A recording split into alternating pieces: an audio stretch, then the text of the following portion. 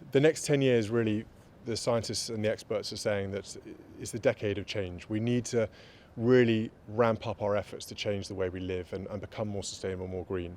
Because beyond 2030, effectively, the damage will be there. We won't be able to turn it back. So for us, we were very much thinking, what could we add to the debate, the difficulties, the challenges, and help tackle some of these problems.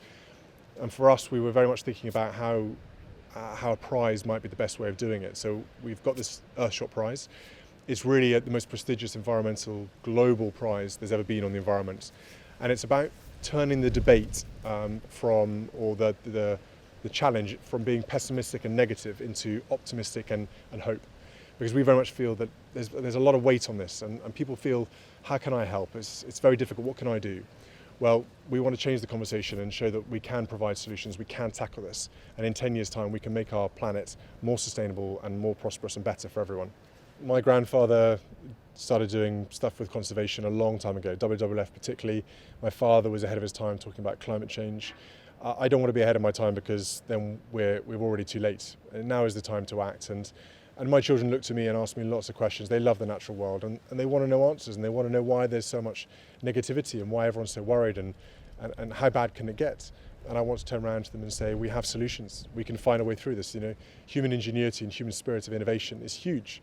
We put a man on the moon, we can do this. We're setting ourselves 5 Earthshots over the next 10 years.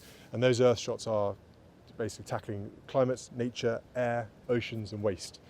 And through a scientific panel, those were the ones that were deemed the most serious, the ones that need the most priority. So for 10 years, 5 prizes every year.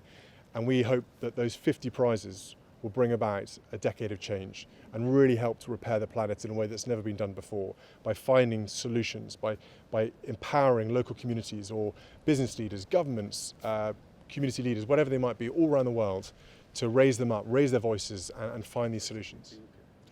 Obviously, going through COVID has been pretty horrendous for everybody and we've lost a lot of people very sadly. I think what COVID has taught us is it's the first kind of difficult time that certainly my generation and younger generations have faced. Obviously older generations have been through the war and there's nothing like that. It was truly horrendous. But this has been a tricky time for everyone, a very difficult time. And I think if there's any kind of tiny ray of light that can come out of this is that people have been outside more. They've experienced nature, they've seen it, they've heard the birds because the aeroplanes have been less, the roads have been calmer. And I hope people have that moment to connect and realise how special the green and natural world around them is.